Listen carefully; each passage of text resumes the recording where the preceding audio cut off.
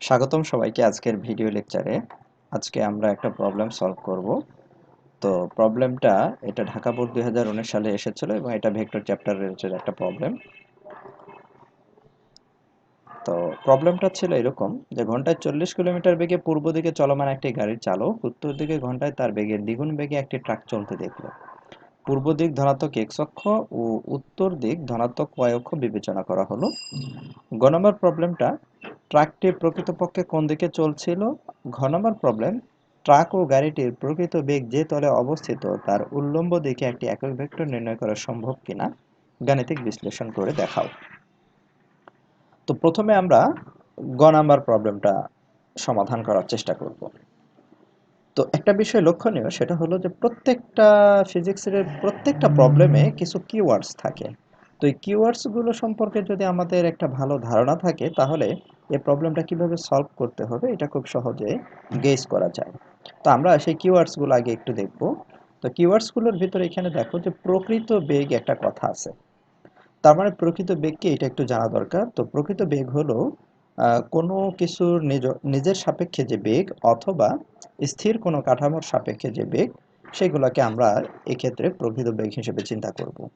তাহলে এখানে দেখো যে এখানে আমাদের প্রবলেমে যেটা বলা হচ্ছে যে ঘন্টায় 40 কিলোমিটার বেগে পূর্ব দিকে চলমান একটি গাড়ির চালক, অর্থাৎ গাড়ির চালকের বেগ ছিল 40 কিলোমিটার এবং যাচ্ছিল পূর্ব দিকে।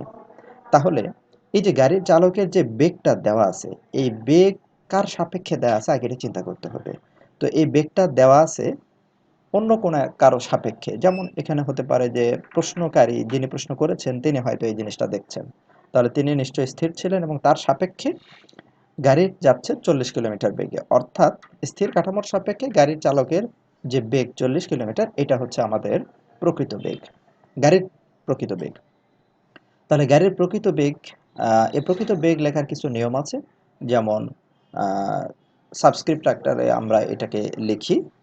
তো গাড়ির যে প্রকৃত বেগ সেটাকে আমরা এইভাবে লিখতে পারি, ভি সি। আচ্ছা, তাহলে এরপরে যেটা হচ্ছে যে ট্রাকটি প্রকৃতপক্ষে কোন দিকে চলছিল, তাহলে ট্রাকেরও একইভাবে একটা প্রকৃত বেগ থাকবে এবং সেই বেগটাকে আমরা এভাবে লিখতে পারি। এখন দেখো আরেকটা যে জিনিসটা আছে সেটা হচ্ছে যে আপেক্ষিক বেগ। এটা কি এবং কিভাবে লিখতে হয়। তো আমরা জানি আপেক্ষিক বেগ হচ্ছে একজনের সাপেক্ষে আরেকজনের এবং এই দুইজনের ভিতরে একটা বেগের পার্থক্য থাকে। তো যেহেতু এটা আমাদের থিওরি ক্লাস না, আমরা এটা প্রবলেম সলিউশন ক্লাস, তাই এখানে আমরা এই বিষয়ে ডিটেলসে দেখব না, যতটুকু প্রয়োজন ঠিক ততটুকু বলা হবে। আচ্ছা, তাহলে এখন দেখি প্রশ্নে যে আপেক্ষিক বেগ ব্যাপারটা কিভাবে এখানে বলা আছে। তো এখানে আবার তাহলে প্রশ্নটা একটু পড়তে হবে যে ঘন্টায় 40 কিলোমিটার বেগে পূর্ব দিকে চলমান একটি গাড়ির চালক উত্তর দিকে ঘন্টায় তার বেগের দ্বিগুণ বেগে একটি ট্রাক চলতে দেখলো। তাহলে এই যে ট্রাক যাচ্ছিল কোন দিকে, উত্তর দিকে। আর এই ব্যাপারটা দেখছে কে, এই ব্যাপারটা দেখছে গাড়ির চালক। অর্থাৎ গাড়ির চালক যাচ্ছে সাপোজ এই বরাবর, ট্রাক যেতে দেখলো এই বরাবর। তাহলে এই যে ট্রাক যে এই বরাবর যাচ্ছে এটা লক্ষ্য করলো কি গাড়ির চালক। তার মানে ট্রাক যে উত্তর দিকে যাচ্ছে এটা হলো গাড়ির চালকের সাপেক্ষে ট্রাকের আপেক্ষিক বেগ।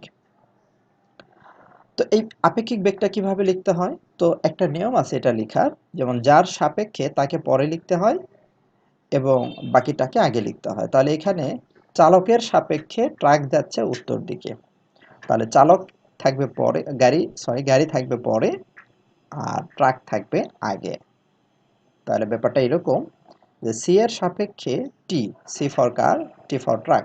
তাহলে সি এর সাপেক্ষে টি এর আপেক্ষিক বেগ, বললাম যে যার সাপেক্ষে সে থাকবে পরে। যেমন দেখো কারের সাপেক্ষে, তাই কার আছে পরে আর টি থাকবে আগে, ভিটিসি এইভাবে লিখতে হয়। তো এই ছিল আমাদের কিওয়ার্ডস। এখন আমরা প্রশ্নটা আরেকবার পড়ে এটাকে একটু ভিজুয়ালাইজ করার চেষ্টা করব, তাহলে প্রবলেম সলভটা অনেক দূর এগিয়ে যাবে। তো দেখো আমরা একটা অক্ষ টানলাম এবং এটা হচ্ছে আমাদের পূর্ব দিক, এবং এই পূর্ব দিককে দেখো ধনাত্মক এক্স অক্ষ ধরতে বলা হয়েছে, তাই আমরা এটাকে ধরলাম এক্স, এবং এটাকে আমরা ধরলাম উত্তর দিক, এবং এই উত্তর দিককে ওয়াই অক্ষ বিবেচনা করতে বলা হয়েছে। তাহলে এটা অবশ্যই পশ্চিম দিক এবং এটা হচ্ছে দক্ষিণ দিক। এখন দেখো গাড়ি যাচ্ছিল কোন দিকে, পূর্ব দিকে।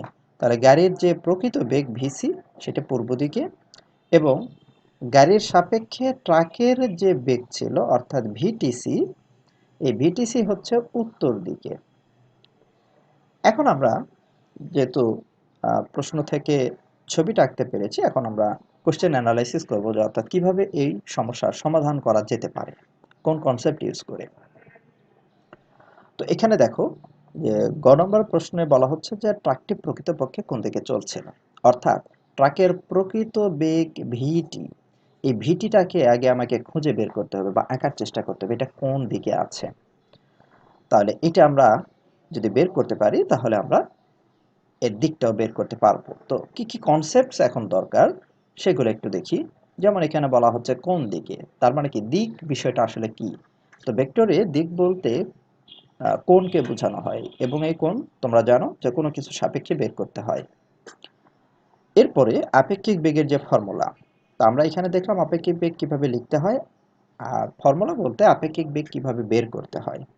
তারপরে আমাদের যেটা প্রয়োজন লব্ধি সামান্তরিক সূত্র, এবং পরবর্তীতে যেটা প্রয়োজন সেটা হচ্ছে যে ভেক্টর স্থানান্তর, কিভাবে ভেক্টর রিপ্লেস করতে হয়। তো এখন আমরা ক্যালকুলেশন শুরু করব। তো প্রথমে আমরা লিখে ফেলবো যে কি কি দেয়া আছে।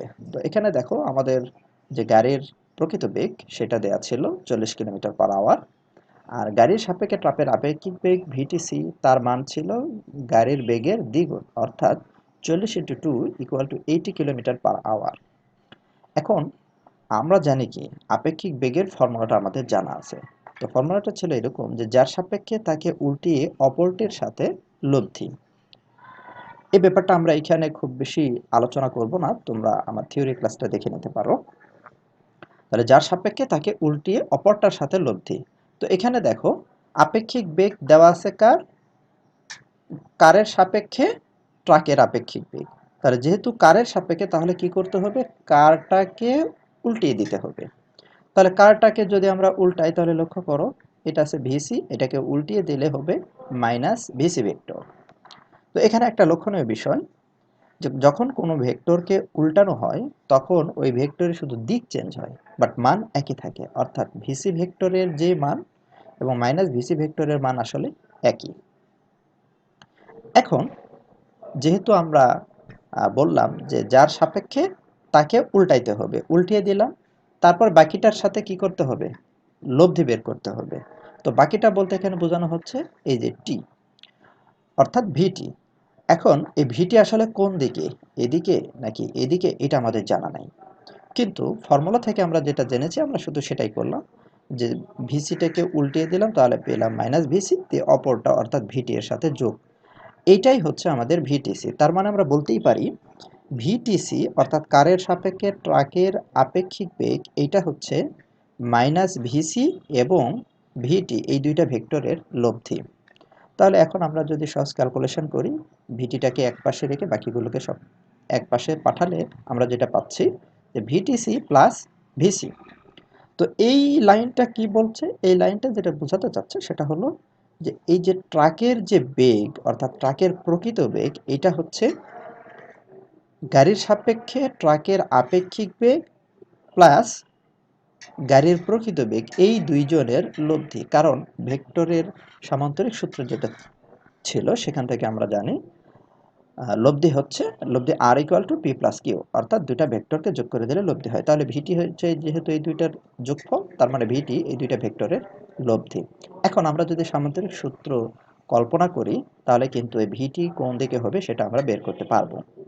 তো এই ফিগারটাকে আমি আবার এখানে রিড্র করলাম, এবং এখানে আমরা দেখব যে ভিটি আসলে কোন দিকে। তো খেয়াল করো যেহেতু ভিটি হলো ভিটিসি এবং ভিসি এই দুইজনের লব্ধি, তাহলে লব্ধির সামান্তরিক সূত্র যদি আমরা এখানে অ্যাপ্লাই করি তাহলে কি করতে হবে, এই দুইটা বাহুকে নিয়ে যদি আমরা একটা সামান্তরিক কল্পনা করি তাহলে এই সামান্তরিকের যে কর্ণ, এই কর্ণটাই হবে আমাদের আসলে ভিটি। বাস আমরা ভিটিটা পেয়ে গেলাম যে আসলে ভিটি এই বরাবর কাজ করছে। এখন যেহেতু ভিটি পেয়েছি তাহলে আমরা খুব সহজেই দিক বের করতে পারবো, এবং আমরা বলেছিলাম যে দিক বলতে আসলে কোণ এবং কোনো কিছু সাপেক্ষে। তাহলে এই যে ভিটি, এই ভিটি এ বরাবর কাজ করছে এবং দিকটা আমরা উত্তর দিকের সাপেক্ষেও বের করতে পারি, আবার পূর্ব দিকের সাপেক্ষেও বের করতে পারি। তো আমরা প্রথমে উত্তর দিকের সাপেক্ষে কোণটা বের করব। তাহলে উত্তর দিকের সাপেক্ষে যদি কোণ বের করতে চাই, সাপোজ এই কোণটাকে আমরা ধরলাম θ1। তো এটা আমরা বের করব কিভাবে? এটা বের করার জন্য আমরা এখানে একটা লম্ব টেনে দিলাম। তাহলে দেখো এখানে আমাদের একটা সমকোণী ত্রিভুজ তৈরি হলো। এবং যেহেতু এটা সূক্ষ্মকোণ, আর আমরা জানি সূক্ষ্মকোণের বিপরীত বাহুকে বলে লম্ব, তার মানে এই বাহুটা হচ্ছে আমাদের এই ত্রিভুজের জন্য লম্ব, এবং এই লম্বের মান হবে এই ভিসি এর মানের সমান। কারণ ভেক্টরের স্থানান্তর কনসেপ্ট বলে যে কোনো একটা ভেক্টরের মান এবং দিক ঠিক রেখে ওই ভেক্টরটাকে তার সমান্তরাল বরাবর পৃথিবীর যে কোনো জায়গায় নিয়ে যাওয়া যায়। তাহলে বিসি ভেক্টরটাকে এখান থেকে তুলে আমরা এখানে নিয়ে আসলে এর মান চেঞ্জ হয় না। তাহলে যেহেতু আমাদের মান দরকার, তাহলে এইটাও হবে আসলে ভিসি ভেক্টরের মান। তাহলে এটা যদি লম্ব হয় তাহলে এটা অবশ্যই অতিভুজ, আর এইটা হচ্ছে তাহলে ভূমি, এবং এর মানটা হবে এই ভিটিসি ভেক্টরের মানের সমান। তাহলে আমরা এখন ট্যান থিটা অ্যাপ্লাই করতে পারি, ট্যান থিটা ফর্মুলা। তাহলে দেখো যে ট্যান থিটা 1 ইকুয়াল টু লম্ব বাই ভূমি, আর লম্ব বলতে এখানে ভিসি এর মান এবং ভূমি হচ্ছে ভিটিসি এর মান, এবং এই দুইটা মানে আমাদের দেয়া আছে, মানগুলো বসালাম এবং ক্যালকুলেশন করে আমরা পেলাম θ1 ইকুয়াল টু 26.57 ডিগ্রি। আমরা এটাকে অ্যান্সার হিসেবে চিন্তা করতে পারি, বা এটা অ্যান্সার। এখন এমসিকিউ এ যেটা হয় যে এখানে উত্তর দিকের সাপেক্ষে এই কোণটা না দিয়ে পূর্ব দিকের সাপেক্ষেও কোণটা দেয়া থাকতে পারে। তাহলে পূর্ব দিকের সাপেক্ষেও আমরা একটু বের করা শিখি। একইভাবে যেমন এটাতে আমরা করেছিলাম, তাহলে পূর্ব দিকের সাপেক্ষে এই কোণটাকে আমরা বললাম θ2, এবং এই কোণটা বের করব কিভাবে? আমরা এখানে একটা লম্ব টানলাম। তাহলে এটা সূক্ষ্মকোণ হলে সূক্ষ্মকোণের বিপরীত বাহু হচ্ছে লম্ব। তাহলে এখন এই ত্রিভুজটার জন্য এই বাহুটা হচ্ছে, এই হলুদ বাহুটা হচ্ছে আমাদের লম্ব, এবং ভেক্টর স্থানান্তর করলে এই ভিটিসি ভেক্টরকে তুলে নিয়ে এসে এখানে রাখা যায়।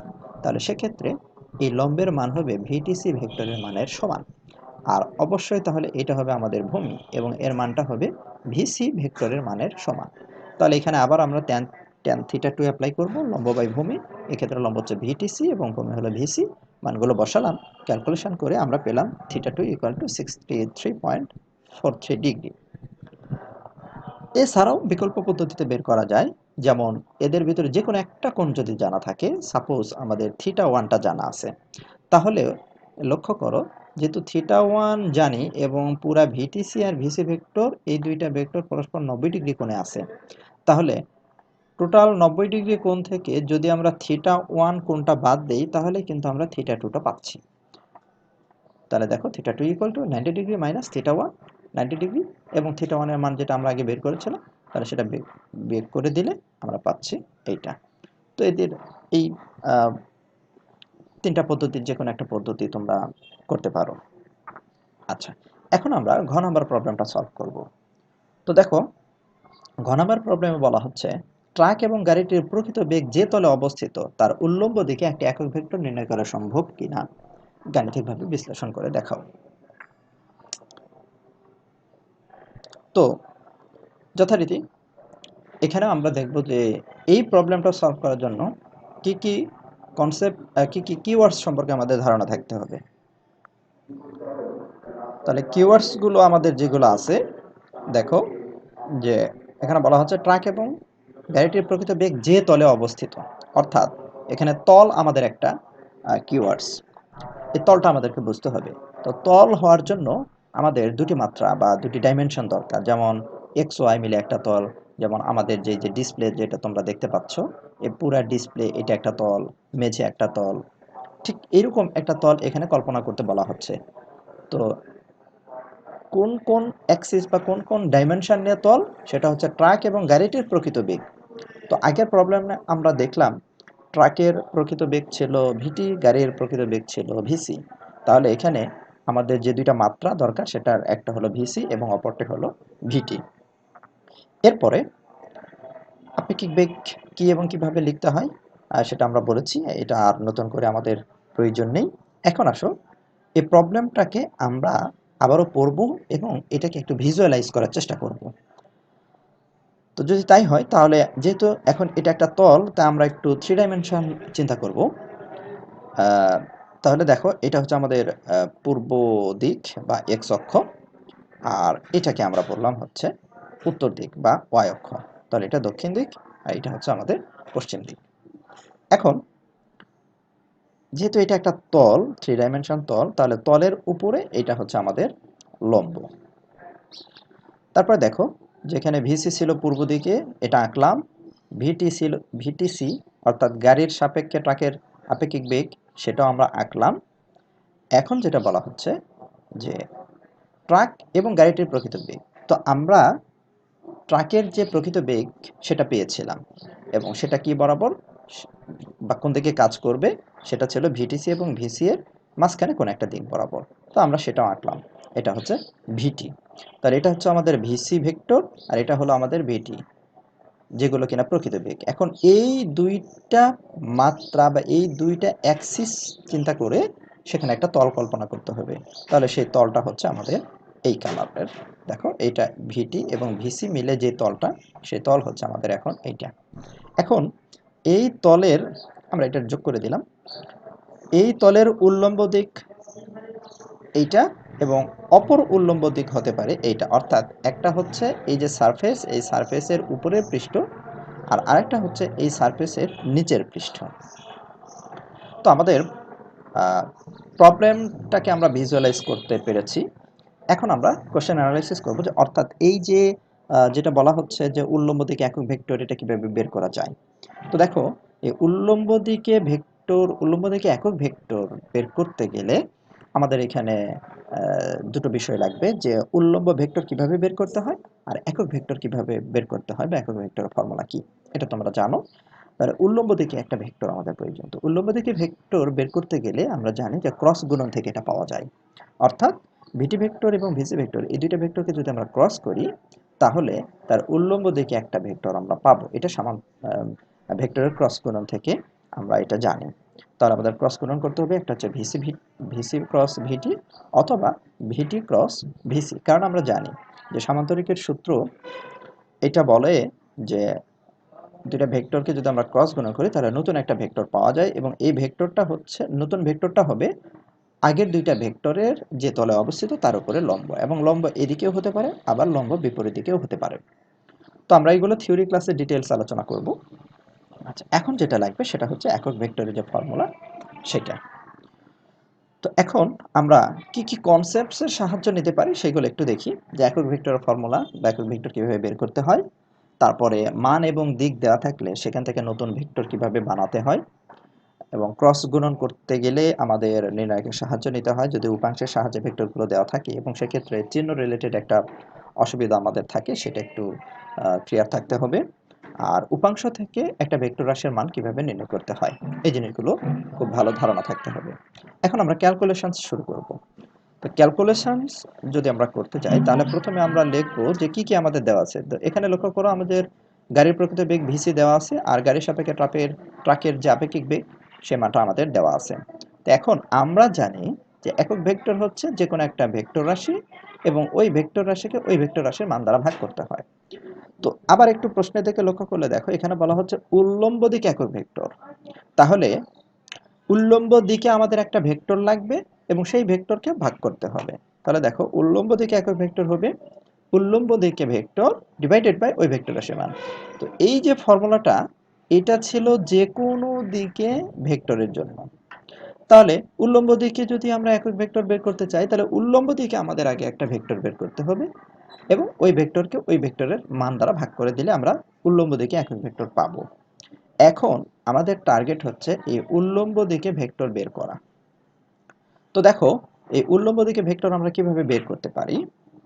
তো আমরা যদি ভিসি ভেক্টরটাকে সামান্তরিকের সূত্র, ভেক্টরের ক্রস গুণনের সূত্র অনুযায়ী ভিসি ভেক্টরটাকে যদি আমরা প্রথম ভেক্টর ধরি, আর ভিটিটাকে যদি আমরা দ্বিতীয় ভেক্টর ধরি, তাহলে নিয়ম ছিল কি, ডান হাতে নিয়ম, যে ডান হাতের সমস্ত আঙ্গুলগুলোকে ভিসি বা প্রথম ভেক্টরের দিকে বিছিয়ে দেব। আর প্রথম ভেক্টরের দিকে বিছানোর পরে আঙ্গুলগুলোকে দ্বিতীয় ভেক্টরের দিকে ছোট কোণে মুষ্টিবদ্ধ করব। তো দেখো, এখানে দুইটা কোণ, এটা একটা এবং অপর পাশে এটা একটা। তো এই কোণটা অবশ্যই বড়, তাহলে কি করতে হবে, ছোট কোণে যদি ঘুরাই, তাহলে ভিসি থেকে ভিটি এর দিকে ছোট কোণে ঘুরালে এবং ঘুরিয়ে মুষ্টিবদ্ধ করলে বৃদ্ধাঙ্গুলি যাবে ঠিক উপরের দিকে। তাহলে দেখো, এই যে সারফেস, এই সারফেসের উপরের দিকে যে উল্লম্ব ভেক্টর আমরা পাচ্ছি, সেটা হচ্ছে VC vector cross VT vector. তাহলে দেখো উল্লম্ব দিকে একটা ভেক্টর আমরা পেয়েছি, ভিসি ভেক্টর প্লাস ভিটি ভেক্টর। তাহলে আমরা এখন উল্লম্ব দিকে একক ভেক্টরের ফর্মুলাটা লিখে ফেলি। উল্লম্ব দিকে একক ভেক্টরের ফর্মুলাকে আমরা ধরলাম ইটা ক্যাপ। তাহলে দেখো উল্লম্ব দিকে ভেক্টর হচ্ছে VC cross VT divided by এই ভেক্টর রাশির মান, এবং মডুলাস সাইন দিলে আমরা সেটাকে মান হিসেবে চিন্তা করি। এখন দেখো নিচের দিকে যদি কেউ চিন্তা করে তাহলে সেটা কেমন হবে। তো সেক্ষেত্রে ভিটি ভেক্টরটাকে এখন আমাদেরকে প্রথম ভেক্টর ধরতে হবে, আর ভিসিকে দ্বিতীয় ভেক্টর ধরতে হবে। তাহলে ভিটি ভেক্টরের দিকে যদি আমরা ডান হাতের সমস্ত আঙ্গুলগুলোকে বিছিয়ে দিয়ে ভিসি ভেক্টর অর্থাৎ দ্বিতীয় ভেক্টরের দিকে যদি ক্ষুদ্রতম কোণে ঘোরাতে চাই তাহলে এইভাবে ঘোরাতে হবে। তাহলে আমাদের হাতকে অবশ্যই উল্টাভাবে দিতে হবে, তাছাড়া আমরা ঘোরাতে পারবো না। তাহলে ভিটি এর দিকে আঙ্গুলগুলোকে বিছিয়ে দিয়ে ভিসি এর দিকে যদি আমরা ঘোরাতে থাকি তাহলে দেখবা যে বৃদ্ধাঙ্গুলি নিচের দিকে যাবে। তাহলে সেক্ষেত্রে আমরা পাচ্ছি ভিটি ভেক্টর ক্রস ভিসি ভেক্টর। এটাও কিন্তু একটা তল ভেক্টর বা উল্লম্ব ভেক্টর এই সারফেসের, কিন্তু এটা নিচের দিকে। তাহলে একটা দিককে যদি আমরা পজিটিভ বলি আরেকটা দিককে আমরা নেগেটিভ বলতেই পারি। তাহলে দেখো অন্য মানে এই ফর্মুলাটাকে যদি আমরা ইউজ করি, এই ভেক্টরটাকে যদি আমরা ইউজ করি তাহলে উল্লম্ব দিকে একক ভেক্টরের ফর্মুলা আমাদের দাঁড়াচ্ছে এইরকম, যেটা ছিল একটা ভেক্টর এবং এই ভেক্টরটাকে এই তার মান দ্বারা ভাগ করে দিলাম। তো এই দুইটার যে কোনো একটা দ্বারা কাজ করলেই হবে, আমরা একটা দ্বারা কাজ করব। তো আমরা প্রথমে এই টাইপের চিন্তা করি অথবা এইটাই চিন্তা করি, যেটাই হোক না কেন। তাহলে দেখো এখানে আমাদের ভিসি ভেক্টর দরকার, কিন্তু আমাদের এখানে ভিসি মান দেওয়া ছিল। আবার ভিটি ভেক্টর দরকার, কিন্তু আমরা ভিটি ভেক্টরটা এখানে আমাদের দেওয়া নেই। তো এইগুলো আমাদেরকে প্রথমে বের করতে হবে। তো দেখো এক মান থেকে কিভাবে ভেক্টর বানাতে হয় এই কনসেপ্টটা যদি তুমি পারো তাহলে খুব সহজেই কিন্তু ভিসি ভেক্টরটা বের করতে পারবে। তো আমরা জানি যে কোনো একটা ভেক্টরের মানকে যদি তার দিক দ্বারা গুণ করে দেওয়া হয় তাহলে নতুন একটা ভেক্টর পাওয়া যায়। তো যেহেতু ভিসি ভেক্টর প্রয়োজন, তাহলে ভিসি ভেক্টরের জন্য আমাদের লাগবে কি, প্রথমে ভিসি ভেক্টরের মান। সাপোজ ভিসি ভেক্টরের মান এইটা, এবং ভিসি ভেক্টর কোন দিকে কাজ করছে। তো এখানে লক্ষ্য করো ভিসি ভেক্টরটা এক্স এর দিকে কাজ করছে, আর এক্স এর দিকে একটা একক ভেক্টর থাকে কি, আই। তাহলে কোন একটা ভেক্টর রাশির মান অর্থাৎ ভিসি এর মানকে যদি আমরা ভিসি যেদিকে কাজ করছে অর্থাৎ আই দ্বারা গুণ করে দিই তাহলে আমরা ভিসি ভেক্টর পেয়ে যাচ্ছি। এখন আমরা মানগুলো বসালে পাই ভিসি ভেক্টর ইকুয়াল টু 40 কিলোমিটার/আওয়ার। এরপরে আমরা ভিটিসি ভেক্টর যেটা সেটা বের করব। তাহলে দেখো ভিটিসি ভেক্টর যাচ্ছে কোন দিকে, উত্তর দিকে। তাহলে ভিটিসি ভেক্টর যদি আমরা বের করতে চাই তো ভিটিসি ভেক্টরের মান আমাদের দেয়া আছে, আর ভিটিসি ভেক্টর উত্তর দিকে যাচ্ছে এবং এটা ছিল ওয়াই অক্ষ, তার মানে এই দিকে আছে জে ভেক্টর।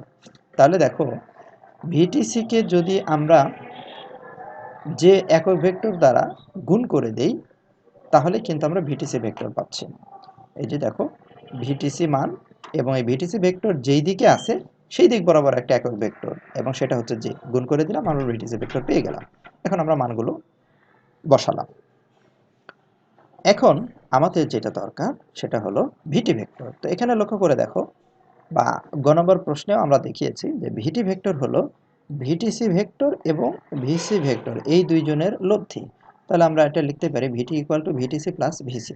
এখন ভিটিসি এর মান বসাবো এবং ভিসি এর মানটা আমরা বসাবো, তাহলে ভিটি ভেক্টরটা আমরা পেয়ে গেলাম। তাহলে এখানে দেখো আমরা ভিসি ভেক্টর পেয়েছি, ভিটি ভেক্টরও পেয়েছি।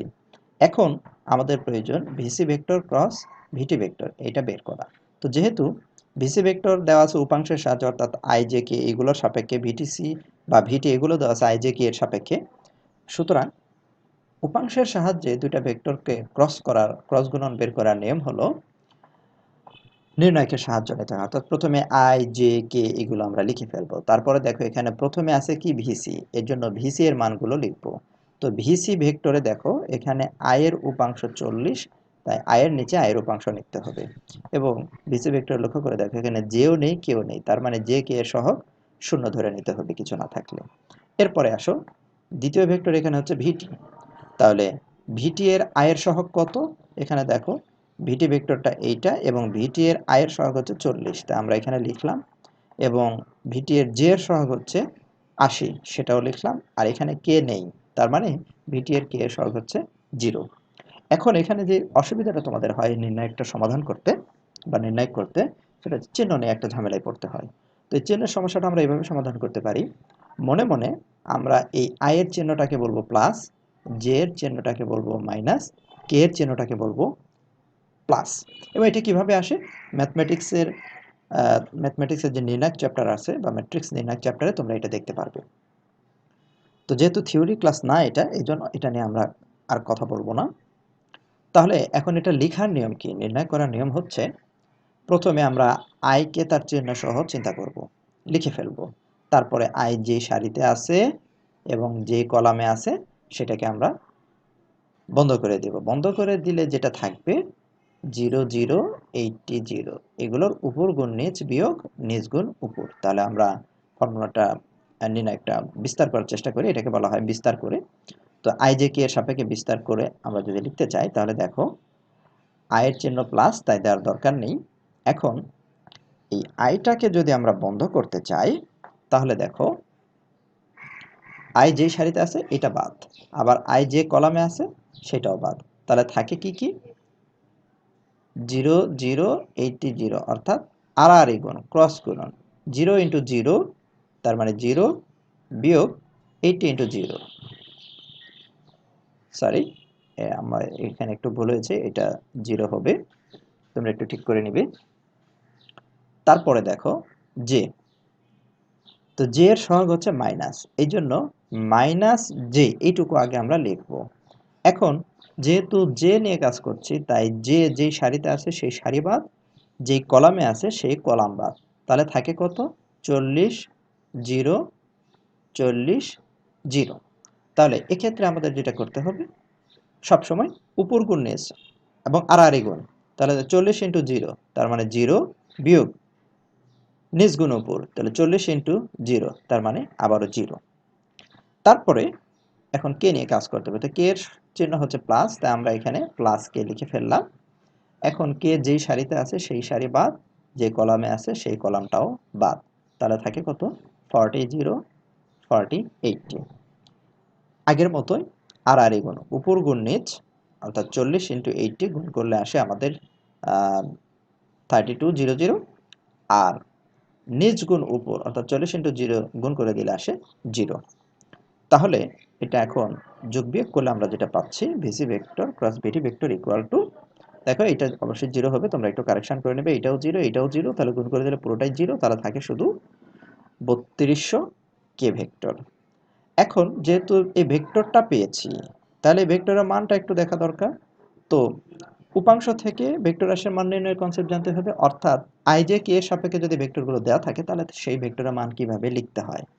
তাহলে দেখো এই ভেক্টরের মানটা হবে, আমরা জানি যে কোনো একটা ভেক্টর আই জে কে এর সাপেক্ষে দেওয়া থাকলে সেই ভেক্টরের মান হয় রুট ওভার আই এর সহগ তার স্কোয়ার প্লাস জে এর সহগ স্কোয়ার প্লাস কে এর সহগ স্কোয়ার। তো এই ভেক্টরের ক্ষেত্রে আই এর সহগ 0, কে জে এর সহগ 0, এটা লেখার প্রয়োজন নেই, তাই আমরা এখানে লিখি নাই। এখানে আছে কে এর সহগ 3200, তাহলে রুট ওভার 3200 স্কোয়ার। এখন ভিসি ক্রস ভিটি ভেক্টর মান পেয়েছি, এই মানটাও পেয়েছি, এখন এই মানটা আমরা এখানে বসাবো। তাহলে আমরা পাচ্ছি কি? এটা ভেক্টর ইকুয়াল টু এত। এখন একটু ক্যালকুলেশন করলে আমরা পাচ্ছি এটা ভেক্টর ইকুয়াল টু কে ভেক্টর, অর্থাৎ এই যে উল্লম্ব দিকে যে ভেক্টরটা আমরা পেলাম সেই ভেক্টরটা হচ্ছে কে ভেক্টর।